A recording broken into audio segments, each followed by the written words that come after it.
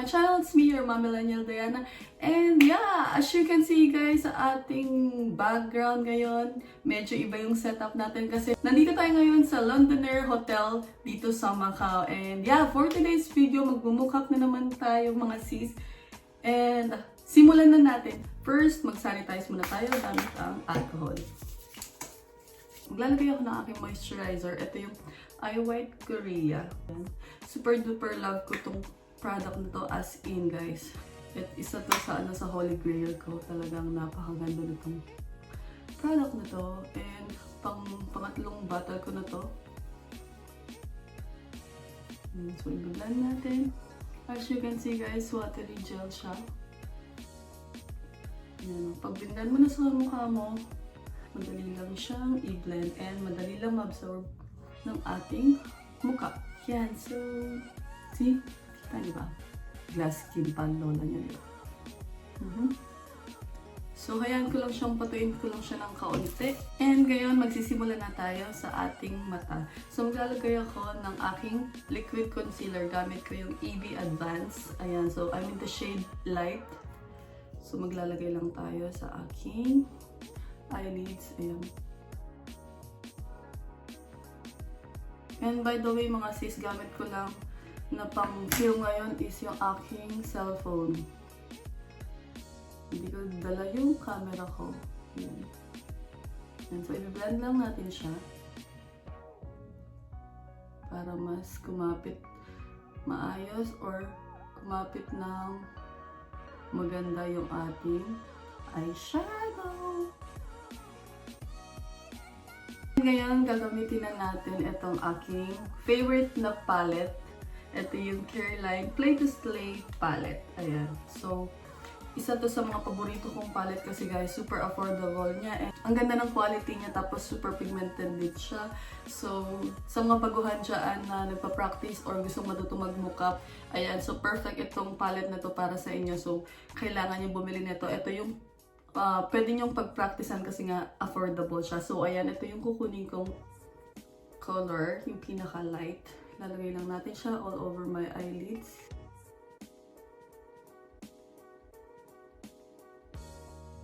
Next color na ilalagay natin is this one.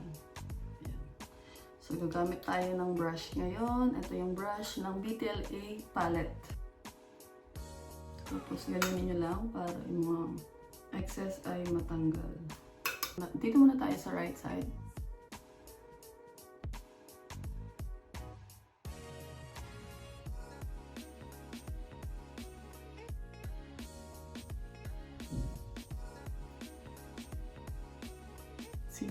Kita yung color. Next color na ilalagay natin dito sa ating dulo naman is this one.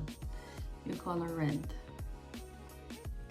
So, hindi ko alam guys kung anong kalalabasan nito. Gusto ko lang i-try yung mga ibang color or ibang eyeshadow color dito sa palette na to. So, ayan. Parang red siya na may shining shimmering. So, ilalagay ko lang siya dito.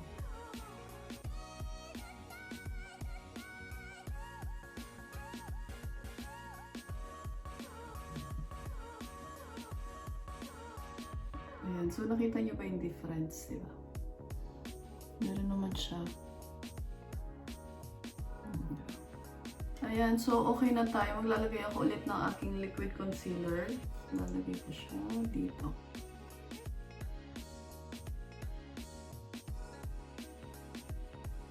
Ayan. Tapos, tsaka tayo maglalagay ng this one. Kakamin ko siya. Ayan, para siyang gold. So, ganyan. Ano ba?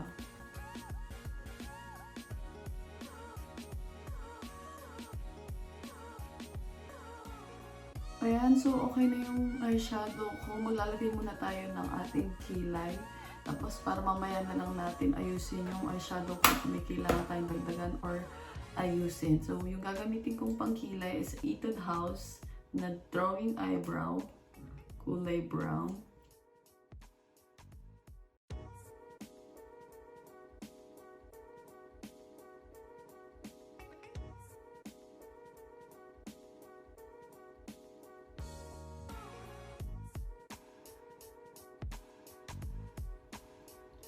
Okay na yan.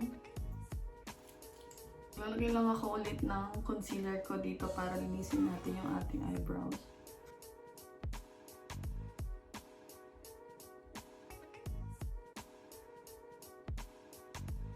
Ayun guys, so nalinis ko na yung ating kilay. Okay na yan kasi okay na yan. Yan lang yung nagawa ko.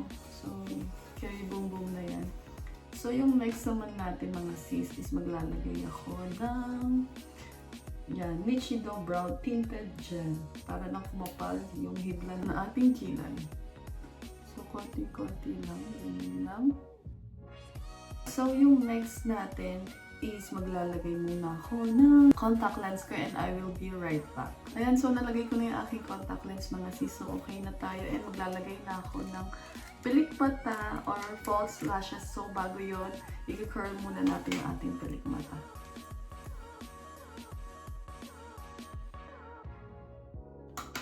So, yung gagamitin ko is nabili ko lang ito sa tabi-tabi. Ayan siya. So, super duper kapag na naman ito, di ba? So, let's see kung anong kalalabasan nito sa ating pilik mata. So, ganyan siya. Pang beauty pageant naman ng pilik mata natin. Ayan guys, so nalagay ko na siya. Grabe, inabot ako ng ilang oras bago na ilagay. So, ayan siya guys. Sobrang haba niya. Nakita niyo ba yan? And ang bigat niya sa mata. Okay, so okay na yan kasi magpipicture tayo. So, carry boom boom na yan. And next, maglalagay tayo ng mascara natin. Gamit ko ang Curly Line ng Go Big Mascara. Ayan. So, okay na tayo mga sis. And maglalagay lang ako sa kabilang mata ko. And I will be right back. Ayan guys, so tapos na tayo maglagay dito sa left side natin. So, okay na siya.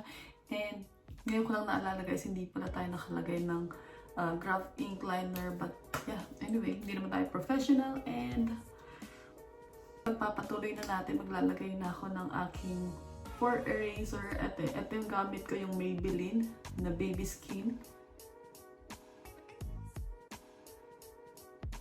Maglalagay na rin tayo ng aking foundation. Ito yung gamit ko rin na Maybelline Fit Me Matte Plus Poreless. So, yung shade ko dito is 120.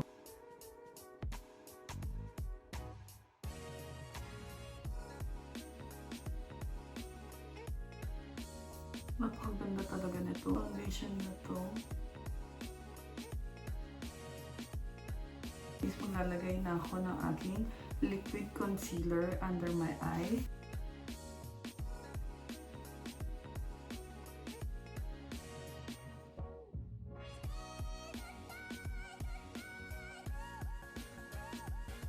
Ayan. So, okay na siya guys. So, maglalagay muna ako ng aking powder. Gamit kong powder itong Nichido.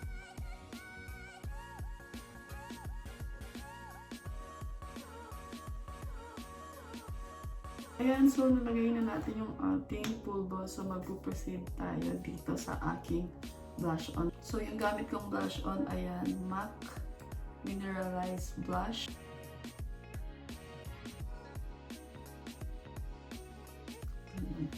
So maglalagay na tayo ng ating pa-contour sa ating nose line para kunyari matama siya ilong natin. Wait, may buhok. So gagamitin ko again itong color na to.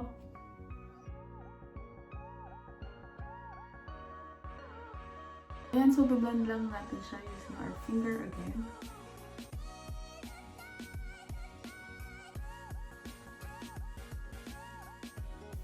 Ayan, so okay na siya mga sis. So maglalagay na tayo ng highlighter natin. Yung highlighter ko is ito pa rin, gagamitin natin yung Play to Slay na palette ng Careline.